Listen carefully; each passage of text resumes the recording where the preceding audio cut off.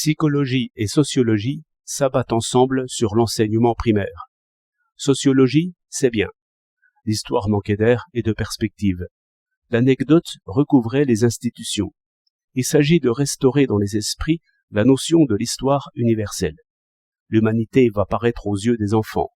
Nos sociologues officiels ne l'entendent peut-être pas tout à fait ainsi, mais cela n'importe guère. L'immense idée de la sociologie positive est en compte. C'est là que nos instituteurs vont la retrouver. Elle vaincra par sa force. La psychologie est une science mal assise.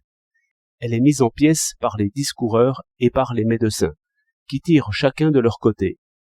Ici, sans craindre de me tromper, je puis dire aux instituteurs de ne pas se fatiguer à ces vaines et confuses recherches. Ils n'en tireront rien, puisque, par la puissance de l'idée sociologique, ils vont revenir à compte, qu'ils suivent aussi ce scrupuleux penseur dans le jugement qu'il porte sur la psychologie. Ne craignez pas, cette forte tête sait très bien où elle vous conduit. Parmi les découvertes, nouvelles encore aujourd'hui du fondateur de la philosophie positive, il faut compter celle-ci que les lois de l'esprit sont invisibles dans l'individu, et visibles seulement dans l'espèce. Il faudrait donc, si l'on tient au mot, dire que la psychologie positive sera sociologique ou ne sera point. Mais je veux expliquer par un exemple ces vues supérieures, d'après lesquelles toute notre bibliothèque psychologique est bonne pour le pilon. Tous les psychologues sont amenés à réfléchir sur l'origine des idées. Il y a là-dessus d'immenses polémiques et un entassement d'observations ambiguës. Mauvais chemin.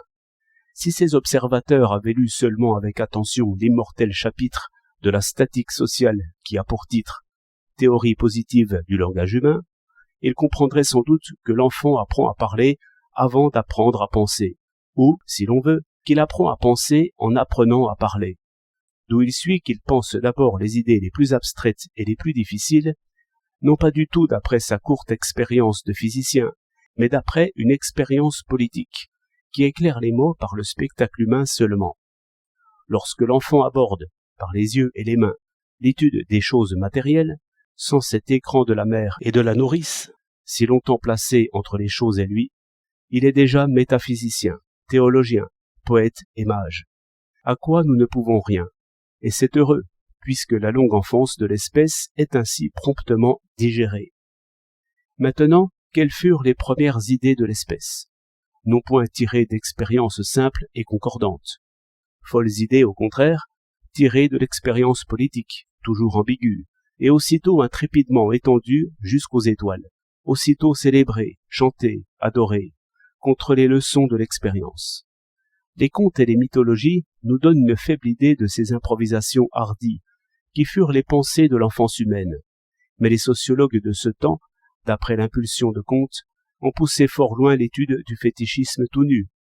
Il est vrai que, détournés de l'esprit d'ensemble, si admirable chez le maître, ils n'ont point reconnu leur propre pensée en ces pensées de sauvages. C'est pourquoi je dis à ceux qui veulent s'instruire, tenez-vous-en à Auguste Comte comme à une Bible, pendant 10 ans, et moquez-vous des Sorbonnagres.